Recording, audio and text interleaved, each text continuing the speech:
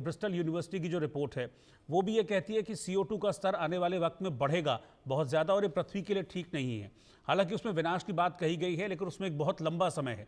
लेकिन पैरेलली जो यूरोपीय एजेंसी है कॉपरनिकस, उसकी रिपोर्ट भी CO2 की तरफ ही इशारा करती है। तो ये कितना बड़ा खतरा है धरती और धरती पर रहने वाले लोगों के लिए, प्राणियों के लिए?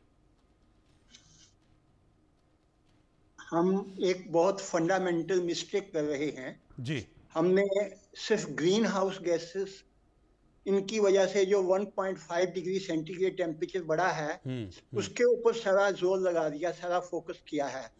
मैं आपको एक छोटी सी बात पे ध्यान दिलाना चाहता हूँ कि जो धरती का तापमान है आज 16.5 डिग्री सेंटीग्रेड, इसके 3 कंपोनेंट है। इसमें पहला कंपोनेंट है सोलर एनर्जी।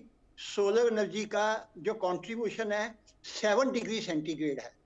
और जो जियोथर्मल एनर्जी है, जैसे कि अभी हम बात कर रहे हैं तो सूखी धरती पे 45 ज्वालामुखी फटे हुए हैं। उनके मुंह से जो 1200 डिग्री सेंटीग्रेड का लावा वायुमंडल में फेंका जाता है और उनके मुंह से जो कार्डेवा से हीट रेडिएशंस निकलती हैं, उनसे एटमॉस्फेयर की वायु जो है उसको गर्मी मिलती है।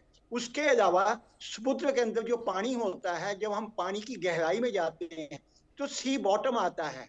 सी बॉटम के ऊपर 2 प्लेटें ऑपोजिट दिशा में जब मूव करती हैं तो उसको सी स्प्रेडिंग सेंटर कहते हैं। उसमें गैप क्रिएट होकर नीचे से मैग्मा निकल के समुद्र के बॉटम पे फैलता है। 75% मैग्मा जो है समुद्र के बॉटम पे फैलता है और वो मैग्मा समुद्र के ठंडे पानी के साथ मिलकर पत्थर बनाता है। उसको मिड ओशन रिज कहते हैं। पूरे विश्व के समुद्रों में 80,000 किलोमीटर लंबी मिड ओशन रिज है। 75% मैग्मा जो है समुद्र की बॉटम पे निकल के समुद्र के पानी को गर्मी दे रहा है। 25% मैग्मा सूखी धरती के एक्टिव वोल्केनो के मुंह से निकल के वायुमंडल को गर्मी दे रहा है। और 8 डिग्री सेंटीग्रेड टेम्परेचर इन दोनों जियोथर्मल एनर्जी के, समुद्र के पानी और जो सूखी धरती के ज्वालामुखी है, इनका है।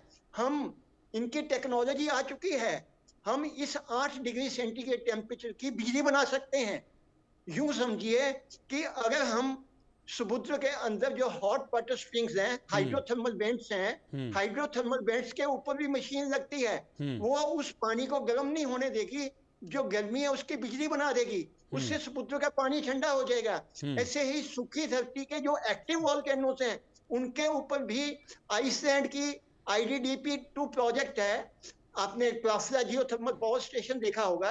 तो सूखी धरती के जो एक्टिव वोल्केनोस हैं उनके मुंह से जो लावा निकलता है उसकी भी बिजली बन सकती है। तो कुल मिला के वायुमंडल और समुद्र का पानी जो है 8 डिग्री सेंटीग्रेड तक ठंडा हो सकता है। तो यूं समझिए कि जो आज की डेट में 16.5 डिग्री सेंटीग्रेड टेम्परेचर है, इसमें से आइडियल कंडीशंस में हम 8 डिग्री जियोथर्मल एनर्जी की बिजली बना दें तो 8.5 डिग्री सेंटीग्रेड जो रहेगा उससे पूरी धरती पे आइसें जा सकती है। The situation is very much under our control. We can reduce the temperature back to 15 degree centigrade, 14 degree centigrade, 13 degree centigrade to the pre-industrial level. जो 150 साल पहले इंडस्ट्रियल रेवोल्यूशन शुरू हुआ था, जो फॉसिल फ्यूल पिक्चर में आए थे, उस वक्त धरती का तापमान 15 डिग्री था। हम वापस उस पे जा सकते हैं, उससे कम पे जा सकते हैं। मगर आज पूरे वर्ल्ड के 8,000 क्लाइमेटोलॉजिस्ट, UNFC, CCC और WMO का पैसा किस बात पे खर्च करवा रहे हैं? वो सिर्फ इस बात पे खर्च करवा रहे हैं कि आने वाले 10 साल में, 20 साल में टेम्परेचर और कितना बढ़ेगा। हमने इनको बार बार कहा है, आप प्रिडिक्शन के ऊपर पैसा मत वेस्ट कीजिए, आप उसको प्रिवेंशन पे खर्चिए। आप इमीडिएटली सूखी धरती के ज्वालामुखियों पे जियोथर्मल पावर प्लांट लगा के उसकी गर्मी की बिजली बनाइए। और समुद्र के अंदर जो हाइड्रोथर्मल वेंट्स हैं उन पे भी मशीनें बनी हुई हैं, उनके मशीनें लगा के समुद्र के पानी को ठंडा कीजिए। पूरी धरती का तापमान वापस 15-14 जितना चाहो ले जाओ, जियोथर्मल एनर्जी एलिमेंट की बिजली बनाओ और धरती का बचाओ। इररिस्पेक्टिव ऑफ दिस थिंग कि 1.5 degree centigrade temperature green house gases ने, मीथेन ने या CO2 ने या किसी और गैस ने बढ़ा दिया, दैट इज इग्नोरेबल।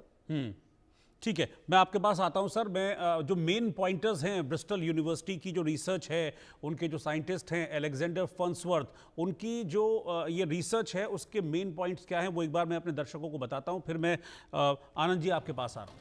ये रिसर्च जो है वो क्या कहती है? वो ये कहती है कि अगर कार्बन डाइऑक्साइड का स्तर वर्तमान के मुकाबले दोगुना भी बढ़ता है तो स्थिति जो हालत है वो और गंभीर हो जाएगी। उस स्थिति में लोग गर्मी के कारण ही मृत्यु का शिकार हो सकते हैं। धरती का तापमान और कार्बन डाइऑक्साइड का स्तर बढ़ने पर निश्चित ही लोग मरेंगे, उनकी जानें जाएंगी। आनंद शर्मा जी हैं मेरे साथ, प्रेसिडेंट हैं IMS के। आनंद शर्मा जी, आप इस रिसर्च को आप कैसे देखते हैं? ये बात तो जो अभी सूर्य प्रकाश सर ने बताई है कि हाँ, ये जो सिचुएशंस हैं वो क्योरेबल हैं, लेकिन उस ओर तो कहीं बात होती ही नहीं है। हम तो लगातार देख रहे हैं कि टेम्परेचर में इजाफा हो रहा है। हर साल 91 से लेकर अभी तक की जो स्टडीज़ आई हैं सामने, लगातार टेम्परेचर जो है ग्रेजुअली इंक्रीज होता जा रहा है, हर साल टेम्परेचर बढ़ता जा रहा है। तो एक वक्त तो ऐसा आएगा जैसे इस रिसर्च में कहा गया है कि 70 डिग्री आएगा और फिर उसके बाद सांस लेने तक मुश्किल हो जाएगा, लोग मरने लगेंगे। जी देखिए, वो जो 70 डिग्री की बात की गई है वो काफी